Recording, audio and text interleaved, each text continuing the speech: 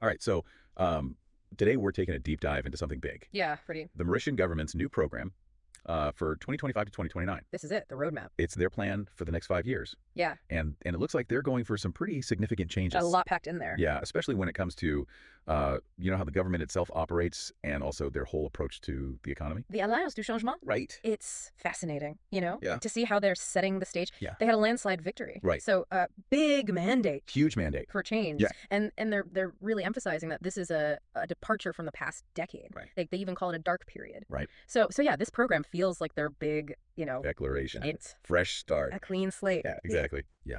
It really does feel like a clean slate. It feels like they want to just reshape Mauritius on like every level, from really strengthening their democratic institutions to totally revamping their economic model. And for you, I think those sections on economic transformation and the financial sector in particular are going to be key. Absolutely. I mean, those are really the areas that are most relevant to me and to a lot of our listeners. Yeah. And we're going to spend a good chunk of our time today really unpacking those. Yeah. But first, I think it's worth highlighting their emphasis on revitalizing democracy and governance, because that kind of sets the tone for everything else they're trying to achieve. Yeah. You can't have a thriving economy without a solid foundation. Exactly. So what are some of the key changes they're proposing on that front? Well, one of the big things is they're planning to establish a constitutional review commission within the first 6 months. So that's going to be happening really quickly. And this commission is going to tackle some pretty big issues like creating an electoral college for the president, making local government elections mandatory, Okay. and strengthening protections for fundamental rights. Interesting. They're even talking about enshrining rights of nature in the Constitution, Rights of nature. Wow. which is a pretty interesting development, I think. Yeah. To see where that goes. Yeah. It's almost like they're saying, okay, we're going to rebuild trust in the system from the ground up. Yeah, totally. And it goes beyond just constitutional changes, right? Yeah. And they're also looking at things like political party funding and making institutions like the DPP and the IBA more independent. Exactly. They want to ensure that transparency and accountability are really at the heart of how the government operates. Makes sense. Even the move to remove the mandatory community affiliation declarations for election candidates. Right. It really speaks volumes. Yeah. They're really emphasizing national unity over communal divisions. It's a powerful message. But let's shift gears now and get into the heart of this program. Yeah. Their plans for economic transformation. This seems to be where they're really pushing for a dramatic shift. Yeah, and that's why we're going to dedicate a big chunk of our time to it today. Okay. The program outlines a pretty fundamental move away from a consumption-driven economy to one that is investment-driven. Okay, so a big shift. A big shift. And this has, huge implications for everyone in Mauritius, particularly for folks in the financial sector. So how are they going to make this happen? What are the actual steps they're outlining? Well, they're taking a multi-pronged approach. Right. A key element is broadening the investment space. Okay. Now, that might sound a little bit challenging for an island nation. Right. But they're really thinking beyond traditional geographical boundaries. They're looking outward, trying to attract investment from, regional and global partners. Exactly, yeah. And here's where it gets really interesting. Okay. They're really embracing this idea of Mauritius as a large ocean state. Large ocean state. Yeah, so they want to tap into the immense potential of their exclusive economic zone, Which is massive. which is one of the largest in the world. Right. So, yeah. That's fascinating. So instead of being limited by their size, they're basically leveraging their maritime resources. Exactly. It's like a complete reframing of their position on the global stage. Yeah, completely. And to put this into action, they're planning a second national dialogue on the ocean economy. Okay.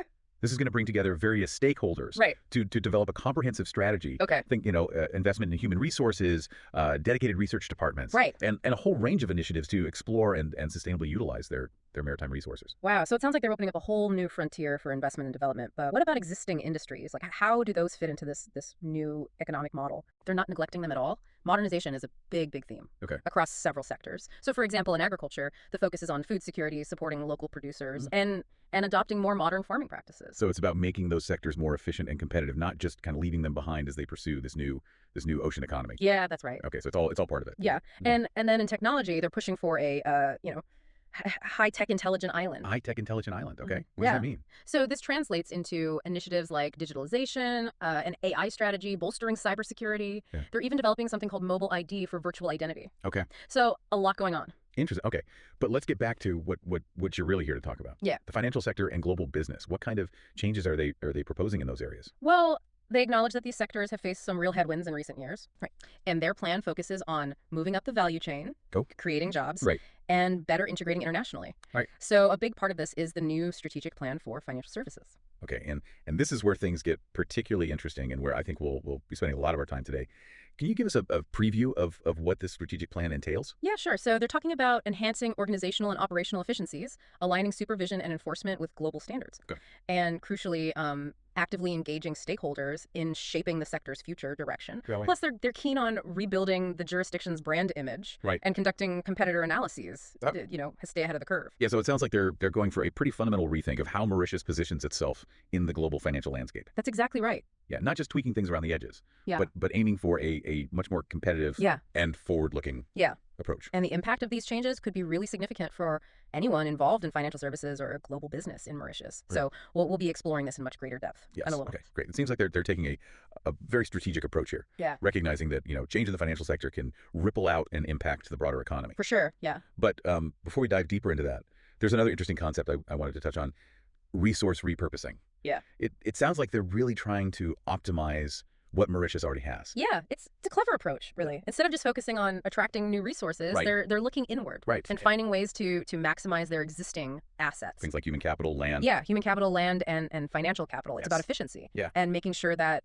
every resource is being used, To its full potential. yeah, to its full potential. I'm particularly curious about how they plan to repurpose human capital, Yeah. especially since they're aiming for this high-tech, knowledge-based economy. Right. How do you make that shift? Well, they acknowledge that there's a skills mismatch Right. in the current labor market. Right. So to address this, they're developing a skills master plan, Okay. which will identify the competencies that are needed Right. for this new economic landscape. Right. And it goes beyond just identifying the gaps. Right. They're also overhauling their education and training systems Ah. to equip the workforce with the right skills for these emerging sectors. So it's about investing in people, providing them with the tools to succeed in this changing environment. Exactly. What I find interesting is that they're not just focused on technical skills. Yeah. They're also talking about fostering a new entrepreneurial culture, Yeah. particularly among SMEs and cooperatives. That's right. Yeah. They recognize that a dynamic economy needs individuals who are not only skilled, but also innovative and driven. Right. So they want to encourage a spirit of entrepreneurship, Yeah. especially at the grassroots level. Okay. And when it comes to land, which is obviously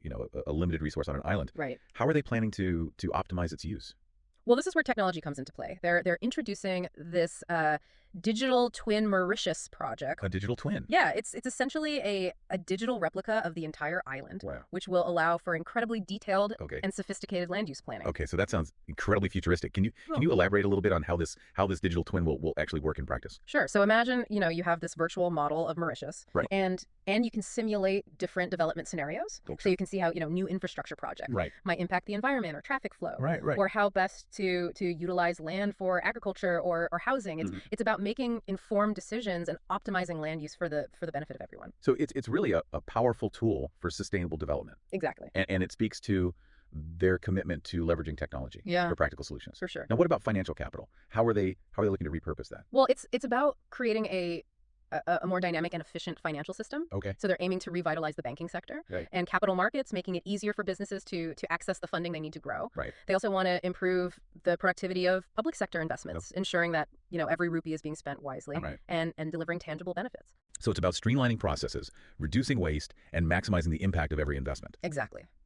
Smart move, especially given the current economic climate. Yeah. But it's clear that their vision extends beyond just economic growth. Right. I mean, social transformation is a big part of their program as well. Yeah, for sure. What are some of the key changes they're proposing in this area? Well, they're aiming to build a more inclusive and equitable society Okay. where everyone has the opportunity to thrive. Right. So this involves a whole range of initiatives, Okay. including a complete overhaul of the social security system. Okay. They're introducing an integrated e-social security system All right. that'll streamline processes and make it easier for people to access the support they need. I imagine that will be a huge improvement, especially for vulnerable groups who often face the most difficulty navigating these kinds of bureaucratic systems. Yeah, absolutely. And they're paying particular attention to the needs of vulnerable groups. Okay. Like the elderly, widows, orphans, and people with disabilities. Right. It's about ensuring that no one is left behind as they pursue this vision of a more prosperous Mauritius. Right. I'm also glad to see that they're prioritizing education. Yes. A strong education system is really the foundation for any successful society. Totally. What kind of changes are they proposing in this area? Well, they're aiming for an inclusive education system that ensures that every child, Right. regardless of background, Right. has the opportunity to reach their full potential. Okay. They're planning a major education forum. Okay. It's called Assise de l'éducation et des ressources humaines, Okay. to bring together experts and stakeholders to develop a more human-centered approach. Right. It sounds like they want to move away from that, the traditional rote learning model. Right. And focus more on Nurturing creativity, critical thinking, Yeah, yeah. problem-solving skills. Exactly. They want to create a system that prepares students for the demands of the 21st century workplace, Right. one that values innovation and adaptability. And it's not just about, what happens in the classroom. They're Yeah. also looking at the broader social context Yeah, and recognizing the importance of strong families. for sure. That's interesting. Can you tell us a little bit more about this focus on the family unit? Yeah, so they've established what they're calling the family cell, Okay. which aims to strengthen families and address issues Okay. that threaten their stability. Right. This includes things like, tackling drug addiction, Okay. preventing domestic violence, Okay. and providing support to families that are struggling with debt. So it's a very holistic approach, Yeah, absolutely. recognizing that a healthy society starts with strong families. For sure. And speaking of health, they're also planning some significant changes to the healthcare system, right? Absolutely. Yeah. They're aiming for a comprehensive overhaul Okay. with a focus on improving infrastructure, staffing, capacity building, Right. and quality control of pharmaceuticals. Right. They also want to make the system more transparent Right. and accountable. Okay. Which is why they're launching a public inquiry into healthcare practices, Oh. particularly during the COVID-19 pandemic. Right. So it sounds like they're leaving no stone unturned in their quest to really improve healthcare for all Mauritians. Yeah. Yeah. Now, after outlining all these changes across various sectors, I'm sure you're eager to get into the details of what this means for the financial sector Yeah. and global business. You're right. Yeah. This is where Right. the rubber meets the road, and where the government's vision for economic transformation really takes shape. So let's dive into this crucial area and Yeah. explore the specific changes they're proposing for the financial sector and global business. Yeah. We'll dedicate the rest of our time today to unpacking this critical aspect of their program. Okay, so we've talked about a lot, bolstering democratic institutions, reimagining the economy, reshaping social systems. Yeah. But let's zoom in on what I know you're most interested in, the future of the financial sector and global business in Mauritius. Yeah, this is where it all comes together, right? This Yeah. is where their vision for economic transformation really comes into focus. Yeah. They're aiming for a complete repositioning of Mauritius in the global financial landscape. I mean, they've mentioned this new strategic plan for financial services several times. What are some of the key elements that they're highlighting there? Well, they're tackling things from multiple angles, right? First, there's a strong emphasis on enhancing organizational and operational efficiency within the sector. Oh. So think streamlining processes, reducing bureaucracy, embracing technology to improve service delivery. So modernizing the way the financial sector operates, making it more agile, more responsive to the needs of businesses and investors. Exactly. Yeah. And they're laser focused on ensuring that supervision and enforcement are aligned with the highest global standards. Okay. This is critical for maintaining Mauritius's reputation as a reputable and trustworthy financial center. Right. I mean, in today's interconnected world, maintaining that international credibility is just crucial for attracting investment, fostering confidence in the financial system. Absolutely. And what I find particularly interesting is their emphasis on stakeholder engagement. Oh. They're not just dictating changes from the top down. Right. They're actively seeking input from businesses, investors, industry experts to shape the future direction of the financial sector. That's smart, yeah. By involving those who are directly impacted by these changes, I mean, they're more likely to create a system that's both effective and sustainable. Precisely. And they're acknowledging that reputation matters, right? Yeah. They've explicitly stated their intention to rebuild the jurisdiction's brand image, which has taken some hits in recent years. Right. And they're not just relying on their past successes. They're planning to conduct thorough competitor analyses to understand what other financial centers are doing and how Mauritius can differentiate itself. So they're not playing defense. They're actively looking for ways to enhance their competitiveness, to carve out a unique niche in the global financial market. Exactly. They see the financial sector as a key driver of economic growth. Right. And they're determined to create an environment that attracts investment, fosters innovation, and generates high-value jobs. Yeah, I can see why you're excited about these changes. It sounds like they're creating some real opportunities for those involved in the financial sector. Without a doubt. But it's important to remember that this is a journey, not a destination. Right. There will be challenges along the way. Yeah, of course. Implementing such sweeping changes across an entire sector is never easy. So what are some of the hurdles they might face as they try to realize this vision? Well, for one, there's the issue of capacity. Okay. Do they have the skilled workforce Right. and the regulatory infrastructure in place to support this new, more sophisticated financial sector? That's a valid point, yeah. Building a truly competitive financial sector requires more than just, good intentions. Yeah. It requires expertise, resources, and a supportive ecosystem. Exactly. And there's also the challenge of external factors. Right. The global economic landscape is constantly evolving. Right. Factors like inflation, interest rates, geopolitical events Right. can all impact Mauritius's ability to attract investment and compete on a global scale. So they'll need to be adaptable, constantly monitoring that global landscape, adjusting their strategies as needed. But despite those challenges, I mean, do you think they're on the right track? Do you see this vision for the financial sector as achievable? I do, yeah. What gives me optimism is their commitment to transparency, accountability, and stakeholder engagement. Okay. By involving businesses and experts in the process, Yeah. they're creating a sense of shared ownership Right. and building a foundation for long-term success. It sounds like they're recognizing that transforming the financial sector can't be a top-down process. Yeah. It requires collaboration, it requires innovation, Yeah. and a willingness to adapt. Absolutely. And that's ultimately what makes this such an exciting time, I think, for the financial sector in Mauritius. Yeah. It's a period of transition, of opportunity, Right. and of shaping the future. It's a reminder that change, while sometimes unsettling, can also be a catalyst for growth innovation, and progress. Exactly. So for anyone involved in the financial sector in Mauritius, I mean, the message is clear. Hmm. Engage, contribute, and be a part of this transformative journey. Sure. Well, this has been an incredibly insightful deep dive. Thank you so much for guiding us through this complex program and highlighting the key takeaways, particularly those relevant to our listener in the financial sector. My pleasure. And for those who want to explore further, I highly recommend taking a look at the full program document. Yeah, great idea. It's packed with details and insights that we couldn't possibly cover in our conversation today. Absolutely. Yeah. Until next time, keep exploring, stay curious, and keep diving deep.